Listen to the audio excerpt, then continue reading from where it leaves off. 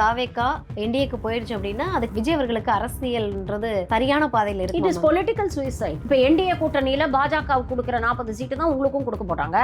அதனால 8% 10% வாக்கு தான் நீங்களும் எடுக்க போறீங்க. அப்போ இவ்வளவு நாள் 40%, 50%ன்னு நீங்க சொன்னதெல்லாம் வெறும் வாய்ஸபடால் அப்படிங்கிறது தெரிஞ்சு போயிடும்ல. ஏடிஎம்கேவாகட்டும் தாவேக்காவாகட்டும் இவங்க சொல்லக்கூடிய திட்டங்கள்லாம் திமுகவுடைய அது மேல நான் உனக்கு மேல போட்டு கொடுக்குறேன், மீட்டருக்கு மேல ஒரு 10 ரூபா போட்டு கொடுக்குறேங்கிற மாதிரி, மீட்டருக்கு மேல ஒரு 1000 ரூபாய் போட்டு கொடுக்குறேன், 2000 ரூபாய் போட்டு கொடுக்குறேன் அப்படிங்கிற மாதிரி தான் இவங்களுடைய திட்டங்கள் இருக்கு. ஸோ பெண்களுடைய ஆதரவு ரொம்ப தெளிவாக திமுக பக்கம் இருக்குன்னு பார்க்குறோம். சிறுபான்மையினருடைய ஆதரவு தெளிவாக திமுக கூட்டணி பக்கம் இருக்கிறது. ஏன்னா சிறுபான்மை மக்கள் நலன் சார்ந்த விஷயங்கள்ல அவங்க கூட நிற்கிறது இன்னைக்கு திமுக கூட்டணியில் இருக்கக்கூடிய தலைவர்கள் தான். உங்ககிட்ட ஏதாவது எவிடன்ஸ் இருக்கா? டேலண்ட் டாக்ஸ்னு 30% போகுது, கரப்ஷன் மூலமாக இவங்க கையாடல் பண்ணியிருக்கிறாங்கன்னு உங்ககிட்ட ஏதாவது ஒரு எவிடன்ஸ் இருக்குதா? இல்ல நீங்க ஏதாவது தனியா வச்சு ஏதாவது ஆடிட் ரிப்போர்ட், நீங்க பட்ஜெட் ஆடிட் ரிப்போர்ட் பண்ணி நீங்க ஏதாவது தரவுகளை நீங்க ரெடி பண்ணி வச்சிருக்கீங்களா? எதுவுமே இல்ல. ஒரு யூகத்தின் அடிப்படையில சும்மா ஒரு நம்பரை நீங்க அடிச்சு விடுறீங்க. அப்ப இந்த 30% இல்ல அப்படின்னு ஆயிடுச்சுன்னா ஆல்டர்னேட்டிவ் பிளான் என்ன? பிளான் பி வச்சிருக்கீங்க. நீங்க 1000 கோடி உங்க கரியர் உச்சத்தை விட்டுட்டு நீங்க 1000 கோடி சம்பாதிச்சதெல்லாம் விட்டுட்டு வரீங்கல்ல, அந்த 1000 கோடியை எடுத்து இதுக்கு செலவு பண்ண போறீங்களா? இல்ல நீங்க கடன் வாங்க போறீங்களா? அப்படி கடன் வாங்குறீங்கன்னா அந்த கடனை திருப்பி கட்டுறதுக்கு வேற என்ன திட்டங்கள் வச்சிருக்கீங்க?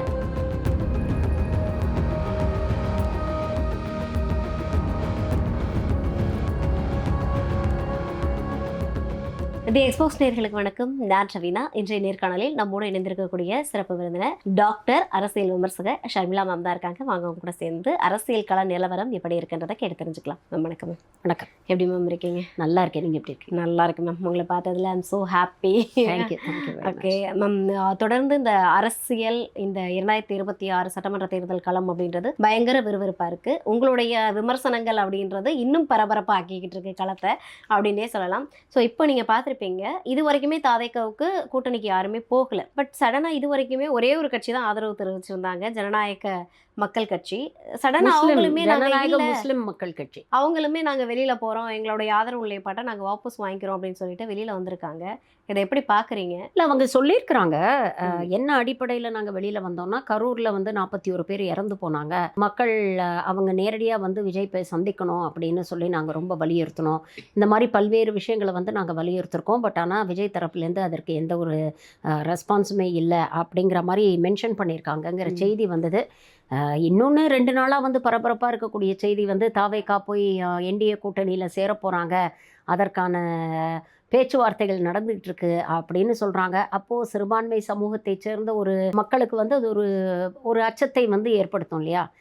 விஜய் பெரும்பாலும் திமுக கூட்டணியில் இருக்கக்கூடிய சிறுபான்மையினர் வாக்குகளை தான் அதிகம் பிரிப்பார் அப்படின்னு பேசப்பட்டது. பட் சிறுபான்மை மக்களுக்கு நேர் எதிரான ஒரு நிலைப்பாட்டில் இருக்கக்கூடிய பாஜகவோட அவர் போய் கூட்டணி வைக்கிறாரு அப்படிங்கிறது அவங்களுக்கு ஒரு அதிருப்தியை ஏற்படுத்தியிருக்கலாம், இல்லை ஒரு சங்கடத்தை ஏற்படுத்தியிருக்கலாம்.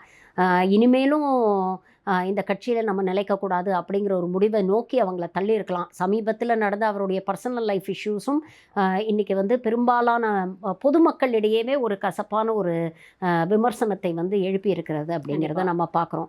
ஸோ எல்லாமே சேர்ந்து ப்ராபப்ளி அவங்க அந்த ஒரு முடிவை எடுத்திருக்கலான்னு நினைக்கிறேன். அவங்க வருவாங்க, அவங்களோட சேர்ந்து இவங்களும் வருவாங்க அப்படின்னு சொன்னாங்க. ஆனால் இவங்க போகிறாங்க, இவங்களும் சேர்ந்து இன்னும் யார் யார் போக போகிறாங்க அப்படின்னு தெரியல. பொறுத்திருந்து பாருங்க. யார் யாருன்றதுக்கு அந்த கட்சியில கூட்டணி யாரும் இல்லை, கூட்டணி இல்லை. கட்சியில் இருக்கக்கூடிய தலைவர்கள் கூட அந்த நிலைப்பாடு எடுக்கலாம் இல்லையா? மூத்த தலைவர்கள் இருக்கிறாங்க, நாஞ்சில் சம்பத் இருக்கிறாங்க, செங்கோட்டையன் இருக்கிறாரு. பார்ப்போம் இன்னும் வருங்காலத்தில் என்னென்ன விஷயங்கள் நடக்கும் அப்படிங்கிறத நம்ம ப்ரெடிக்ட் பண்ண முடியாது. ஓகே, அப்போ இந்த அதிமுக, பாஜக, தாவேக்கா கூட்டணி அப்படின்றது ஃபார்ம் ஆகும்னு நினைக்கிறீங்களா? தெரியல, ப்ரெடிக்ட் பண்ண முடியல. ஐடியலி இஃப் யூ சி அழுத்தம் கொடுக்குறாங்க. ஏன்னா நீங்கள் இப்போ என்டிஏ தரப்புலேருந்து அவங்க யோசிச்சு பார்த்தீங்கன்னா, நம்ம ஆரம்பத்துலேருந்தே சொல்லிட்டு வரோம், தாவேக்கா அப்படிங்கிற ஒரு கட்சியை உருவாக்கி விஜய அரசியல் களத்தில் இறக்குனதே பாஜக தான். அவங்களுடைய அஜெண்டா இங்கே இருக்கக்கூடிய ஒன்று திமுக கூட்டணியை அந்த கூட்டணியில் இருக்கக்கூடிய கட்சிகளை பிரித்து இந்த பக்கம் கூட்டிகிட்டு வந்து அந்த கூட்டணியை வலுவிழக்க செய்யணும். அதுக்கப்புறம் குறிப்பாக மைனாரிட்டிஸ், பட்டியலின மக்களுடைய வாக்குகள், பெண்களுடைய வாக்குகளை வந்து பிரிக்கணும். இது 2 தான் அவருக்கு கொடுக்கப்பட்ட அஜெண்டா. ஸோ இந்த 2 அஜெண்டாவோடு தான் அவரை வந்து அனுப்பினாங்க. அதற்கான முயற்சிகளை அவர் ஆரம்பத்திலேயே எடுத்தார். நீங்கள் பார்த்தீங்கன்னா தாவேகா உருவான போது விக்கிரவாண்டியில் பேசும்பொழுது அவர் அதை தான் சொன்னார். நம்மளை நம்பி சில பேர் வரலாம் இல்லையா, நமக்கு அவங்களுக்கு வந்து அதிகாரத்தில் பங்கு கொடுப்போம் அப்படின்னு சொல்லி முதல் தூண்டில வந்து விசிகாவுக்கு தான் போட்டாங்க. ஆனால் அண்ணன் திருமா அவர்கள் வந்து ரொம்ப தெளிவாக வந்து அதுலேருந்து வந்து விலைக்கு வந்துட்டாரு. அதற்கு தான் வந்து ஆதவ அர்ஜுனா ரொம்பலாம் களத்தில் வந்து முயற்சி பண்ணி பார்த்தாரு. திமுகவுக்கும் விசிகாவுக்கும் இடையவே ஒரு பெரிய ஒரு சலசலப்பை, ஒரு உரசலை ஏற்படுத்தணும் அப்படின்னு நிறைய விமர்சனங்கள்லாம் வந்து திமுகவை நோக்கி விசிகாவில் இருக்கும் பொழுதே வச்சாரு. அண்ணன் திரும்ப ரொம்ப பொறுமையாக அதை ஹேண்டில் பண்ணி அவரை வந்து கட்சியிலேருந்து வந்து சஸ்பெண்ட் பண்ணி வச்சாரு. சஸ்பெண்ட் பண்ண உடனே ஆதவ அர்ஜுனாவுடைய உண்மையான நிலைப்பாடு என்ன அப்படிங்கிறது தெரிஞ்சிருச்சு. 6 மாதம் சஸ்பென்ஷனுக்கு அப்புறம் திரும்ப உண்மையிலேயே அவர் தலித் அரசியல் பேசக்கூடியவராக இருந்தால், உண்மையிலேயே வந்து மக்கள் பட்டியலின மக்களை எம்பவர் பண்ணணும் அப்படிங்கிற ஒரு நோக்கம் இருந்ததுன்னா பொறுமையாக இருந்துருப்பார் 6 மாதம். ஆனால் அடுத்த நிமிஷமே வந்து அவர் நேராக தாவேகாவுக்கு போனார் அப்படிங்கிறத நம்ம பார்த்தோம். அந்த மாதிரி அதுக்கப்புறம் கம்யூனிஸ்டோட பேசி பார்த்தாங்க, அவங்களும் வரல.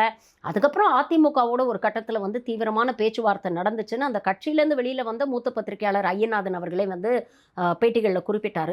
ஸோ அதிமுகவோட கூட்டணி அமைச்சு திமுகவை எதிர்க்கணும் அப்படிங்கிற ஒரு பிளானும் வந்து பேசப்பட்டது அப்படிங்கிறத நம்ம பார்க்குறோம். இவங்களோட நோக்கம் நிறைவேறல. திமுக கூட்டணியில் இருக்கக்கூடிய எந்த கட்சியுமே இவரை நம்பி வெளியே வரலை அப்படிங்கிறத நம்ம பார்க்குறோம். அதுக்கப்புறம் தான் கரூர் சம்பவம் நடக்குது. கரூர் சம்பவத்துக்கு அப்புறம் நீங்கள் பார்த்தீங்கன்னா விஜய்க்கு வந்து ஒரு இறங்கு முகம் தான். அது வரைக்கும் பார்த்தீங்கன்னா விஜய் ஒரு புது என்ட்ரி, பரவாயில்ல, புதுசாக ஒருத்தர் வந்திருக்காரு, ஒரு மாற்றத்தை கொண்டு வருவார் அப்படிங்கிற ஒரு எதிர்பார்ப்பு வந்து பெரும்பாலான அவருடைய ரசிகர்கள் கிட்ட இருந்தது. கொஞ்சம் நடுநிலையாக இருக்கக்கூடியவர்கள், ஒரு மாற்று அரசியல் வேணும் அப்படின்னு நினைக்கக்கூடியவர்கள் வந்து விஜய் ஒரு ஆப்ஷனாக வந்து பார்க்க ஆரம்பித்தாங்க. பட் கரூர் சம்பவத்தில் அவர் கொஞ்சம் கூட அடிப்படை மனிதமே இல்லாமல் நடந்துக்கிட்ட சில விஷயங்கள் வந்து அந்த தரப்பு, இந்த நடுநிலையாக இருக்கக்கூடிய மக்களுக்கு வந்து ஒரு சின்ன ஒரு அதிருப்தியை வந்து ஏற்படுத்துச்சு. அவர் மேலே இருக்கிற ஒரு நம்பிக்கையை வந்து அது வந்து இறக்கிடுச்சு. அப்போ கூட விஜய் வந்து அதை ரொம்ப ஸ்மார்ட்டாக வந்து அதை ஹேண்டில் பண்ணியிருந்திருக்கலாம். அவர் உண்மையிலேயே நினச்சிருந்தாருன்னா அந்த கரூர் சம்பவத்திலேருந்து அவர் வந்து மீண்டு வந்து மனசார அந்த மக்கள்கிட்ட ஆமாம், ஏதோ ஒரு விதத்தில் தார்மீக ரீதியாக நானும் இதுக்கு பொறுப்பாயிட்டேன், அவர் வந்து லீகலி ஹி இஸ் ரெஸ்பான்சிபிள் நம்ம சொல்ல முடியாது. பட் ஏதோ ஒரு தார்மீக ரீதியாக நான் இதுக்கு பொறுப்பாக இருக்கேன், அப்போ இது வந்து என் மனசை உறுத்துது, இதுக்கு நான் மனசார மக்கள்கிட்ட மன்னிப்பு கேட்டுக்கிறேன் அப்படின்னு சொல்லியிருந்தா கூட விஜய் மீது இவ்வளோ ஒரு கோபம் வந்திருக்காது. பட் நீங்கள் பார்த்தீங்கன்னா அவர் வந்து 3 நாளைக்கு வந்து இங்கேருந்து திருச்சியிலேருந்து அவசரமாக ஏர்போர்ட்டில் பத்திரிகையாளர்களை திரும்பி கூட பார்க்காம அவர் ஓடினதும், 3 நாளைக்கு வந்து தலைமறைவாயிட்டு அடுத்த கட்ட தலைவர்கள்லாம் 20 நாளைக்கு எங்கே போனாங்கன்னே தெரியல. 3 நாளைக்கு அப்புறம் ஒரு வீடியோ போடுறாரு. அந்த வீடியோவில் அவர் மன்னிப்பு கேட்டிருந்தா கூட பரவாயில்ல. பட் அந்த வீடியோலையும் வந்து என்ன சிஎம் சார் அப்படின்னு சொல்லி வெத்து சவால் விட்டுக்கிட்டு இருந்தார் அப்படிங்கிறத பார்க்குறோம். அப்போது கொஞ்சம் கூட ஒரு குற்ற உணர்ச்சியே இல்லாத ஒரு மனிதராக அவர் இருக்கிறார் அப்படிங்கிறது பல்வேறு காலகட்டங்களில் அதுக்கப்புறம் நடந்த சம்பவங்களில் நிறைய இடங்களில் வந்து நம்ம பார்த்துட்டோம். இப்போ நடக்கிற கான்ட்ரவர்சி வரைக்கும் அதெல்லாம் மக்கள்கிட்ட ஒரு பெரிய ஒரு அதிருப்தியை ஏற்படுத்தியிருக்கு அப்படிங்கிறத பார்க்குறோம். அவருக்கு இருக்கக்கூடிய ஆதரவு குறைஞ்சிக்கிட்டே தான் வருது நாளுக்கு நாள். முன்ன இருந்த அந்த ஆரவாரம், அந்த அலப்பறையெல்லாம் இப்போ இல்லை அப்படிங்கிறது உங்களுக்கு நல்லாவே கிரவுண்டில் வந்து நாங்கள் தொடர்ந்து இதே களத்தில் இருக்கிறதுனால எங்களால் பார்க்க முடியுது. முன்ன இருந்த அந்த ஒரு சப்போர்ட்டோ அது வந்து இன்றைக்கி குறைஞ்சிடுச்சு. அவரை நம்பி ஒரு சின்ன ஒரு கூட்டம் கண்மூடித்தனமாக அவரை நம்பக்கூடிய அந்த கூட்டத்தை தாண்டி இன்றைக்கி அந்த கட்சியில் இருக்கிறவங்களே அவர் மீது விமர்சனங்களை எழுப்பக்கூடிய விஷயங்களை நம்ம வந்து பார்த்துட்ருக்கோம் இல்லையா. ஸோ இது ஒரு பக்கம் நடக்குது. இப்படிப்பட்ட சூழ்நிலையில தான் இவர் கண்டிப்பாக ஓட்டை பிரிக்க மாட்டார். இவர் தனியாக நின்னா கூட திமுகலேருந்து வரக்கூடிய மைனாரிட்டி ஓட்ஸை பிரிக்க முடியாது, பெண்கள் வாக்குகளை பிரிக்க முடியாது, பட்டியலின மக்களோட வாக்குகளை பிரிக்க முடியாது அப்படிங்கிறது தெளிவாக தெரிஞ்சிடுச்சு. ஏன்னா இப்போ பெண்களுடைய ஆதரவு, பெண்கள் திமுக கொண்டு வந்த திட்டங்கள் நீங்களே பாருங்களேன், ஏடிஎம்கேவாகட்டும் தாவேகாவாகட்டும், இவங்க சொல்லக்கூடிய திட்டங்கள்லாம் திமுகவுடைய திட்டங்களை வந்து அது மேலே நான் உனக்கு மேலே போட்டு கொடுக்குறேன், மீட்டருக்கு மேலே ஒரு 10 ரூபா போட்டு கொடுக்குறேங்கிற மாதிரி, மீட்டருக்கு மேலே ஒரு 1000 ரூபா போட்டு கொடுக்குறேன், 2000 ரூபா போட்டு கொடுக்குறேன் அப்படிங்கிற மாதிரி தான் இவங்களுடைய திட்டங்கள் இருக்குது. ஸோ உண்மையிலேயே அதுக்குன்னு மெனக்கெட்டு இதை விட மாற்றம்னு பேசக்கூடிய விஜய் இதை தாண்டி அவரால் சிந்திக்கவே முடியலையே. அவர் சொல்லக்கூடிய எல்லா திட்டங்களும் திமுக திட்டங்கள் மீது கட்டமைத்த திட்டங்களாக இருக்குது. அதற்கான ஒரு சயின்டிஃபிக் பேக்ரவுண்டோ, அதுக்காக ஏதோ உழைச்சி அதற்கான நிதி ஆதாரங்களை எப்படி திரட்ட போகிறோம் அப்படிங்கிற எந்த ஒரு நோக்கமோ இல்லை அதுக்கான அடிப்படை ஒரு புரிதலோ இல்லை இந்த திட்டம் எதற்காக கொண்டு வரப்படுது, இதனால் என்ன வந்து டேஞ்சிபிள் அண்ட் இன்டான்ஜிபிள் எஃபெக்ட்ஸ் நம்ம பார்க்க போகிறோம், இந்த மாதிரி எந்த தெளிவும் இல்லாமல் கொண்டு வரக்கூடிய திட்டங்களை பார்க்கும்பொழுது இன்னமும் வந்து அவர் மேலே இருக்கக்கூடிய மாற்றம்லாம் பேசுனீங்க, கடைசியில் நீங்களும் இதே தானா அப்படிங்கிற மாதிரி விமர்சனங்கள்லாம் வர ஆரம்பிச்சிடுச்சு அப்படிங்கிறத நம்ம பார்க்குறோம். ஸோ பெண்களுடைய ஆதரவு ரொம்ப தெளிவாக திமுக பக்கம் இருக்குன்னு பார்க்குறோம். சிறுபான்மையினருடைய ஆதரவு தெளிவாக திமுக கூட்டணி பக்கம் இருக்கிறது. ஏன்னா சிறுபான்மை மக்கள் நலன் சார்ந்த விஷயங்களில் அவங்க கூட நிற்கிறது இன்றைக்கி திமுக கூட்டணியில் இருக்கக்கூடிய தலைவர்கள் தான். அது வந்து சிஏ என்ஆர்சியில் ஆரம்பித்து திருப்பரங்குன்றத்தில் நடந்த விஷயங்கள் வரைக்கும் சிறுபான்மை மக்களுக்காக வெளிப்படையாக களத்தில் நின்று ஆதரவாக நிற்கிறது அவங்க தான். ஸோ வந்து பட்டியலின மக்களை பொறுத்த வரைக்கும் அண்ணன் திருமா அவர்கள் வந்து அவங்களோட கட்சியில் இருக்கக்கூடிய தொண்டர்களை வந்து ரொம்ப கருத்தியல் ரீதியாக ரொம்ப தெளிவுபடுத்தி வச்சிருக்கிறார். ஸோ அந்த கருத்தியல் தெளிவு இருக்கக்கூடிய தம்பிகள் சகோதர சகோதரிகள் வந்து அந்த பக்கம் நிச்சயமாக போகிறதுக்கான வாய்ப்புகளே கிடையாது.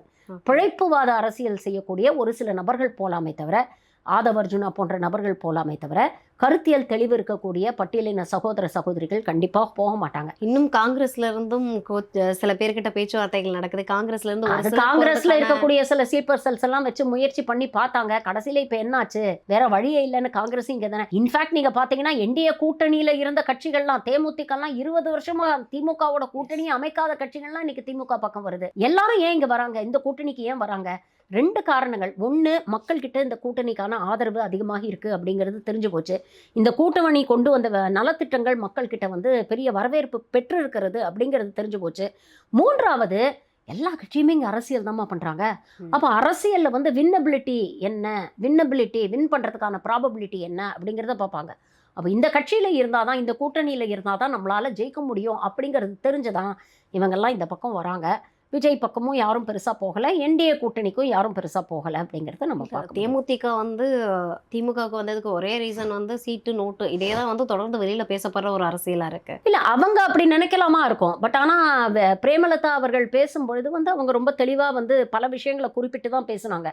நாங்கள் வந்து அப்போவே வந்து கூட்டணியில் வந்திருந்துருக்கணும், பழம் நழுவி பாலில் விழுந்தது அப்படின்னு கலைஞர் பேசினார் இல்லையா, அந்த நேரத்திலே நாங்கள் கூட்டணியில் வந்திருக்கணும். இன்ஃபேக்ட் கேப்டன் வந்து திமுகவோட போகணும் அப்படின்னு தான் விரும்பினார்.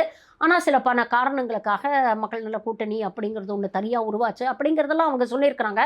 அது மட்டும் இல்லை, நீங்கள் கேப்டன் அவர்களுடைய நிலைப்பாடை நீங்கள் எடுத்து பாருங்களேன். அவர் அரசியல் ரீதியாக கலைஞரை எவ்வளோ விமர்சனம் பண்ணியிருக்கிறாரு, எதிர்நிலைப்பாட்டில் நின்று இருக்கிறாரு. ஆனால் ஒரு பர்சனல், இப்போ விஜயெல்லாம் வச்சிருக்கிற மாதிரி ஒரு பர்சனல் வன்மத்தை வந்து திமுக மேலே அவர் என்றைக்குமே வந்து காட்டினது இல்லைம்மா.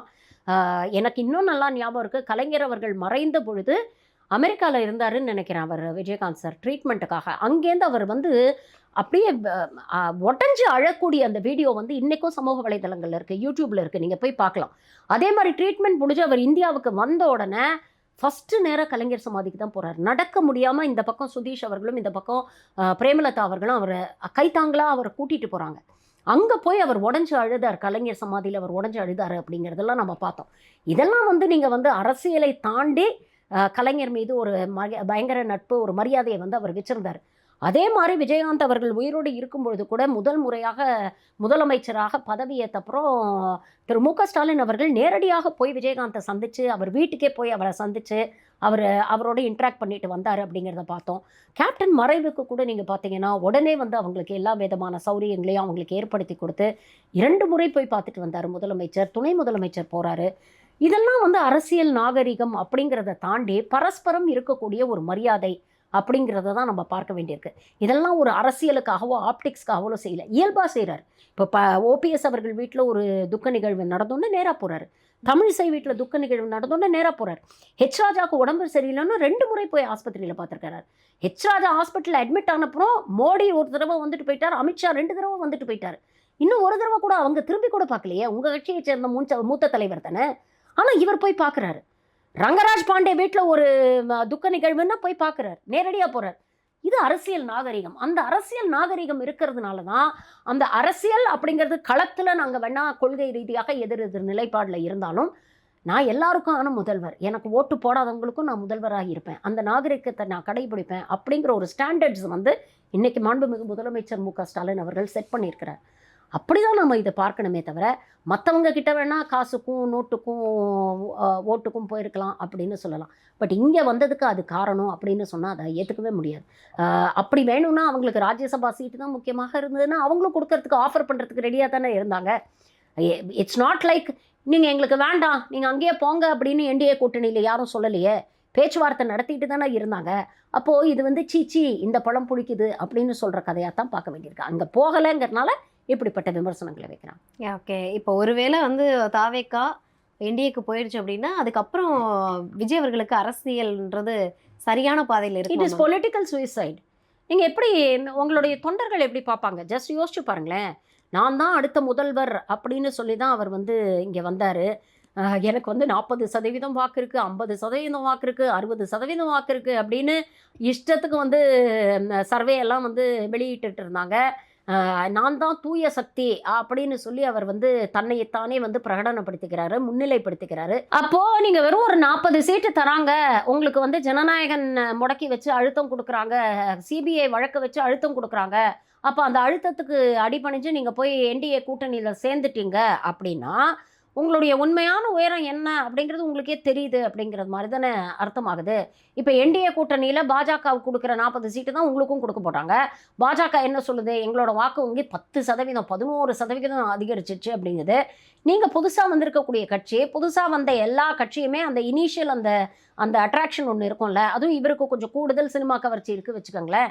அதனால் 8லேருந்து 10% வாக்கு தான் நீங்களும் எடுக்க போகிறீங்க. அப்போ இவ்வளோ நாள் 40%, 50%ன்னு நீங்கள் சொன்னதெல்லாம் வெறும் வாய்ஸ் படால் அப்படிங்கிறது தெரிஞ்சு போயிடும்ல. அப்போ நீங்கள் வந்து என்ன சிஎம் மெட்டீரியல்? அதோட வந்து விஜயோடைய பொலிட்டிக்கல் கரியர் இஸ் ஓவர், அவ்வளோதான். நாளைக்கு பெரிய ஒரு இம்பேக்டெல்லாம் அவரால் ஏற்படுத்த முடியலன்னா அவர் கவலையப்பட மாட்டார். ஏன்னா அடுத்த படத்துக்கு ஆல்ரெடி கதை கேட்டுக்கிட்டு இருக்காரு அப்படின்னு சொல்கிறாங்க. ஸோ அடுத்த படத்தில் நடிக்க போயிடுவார்.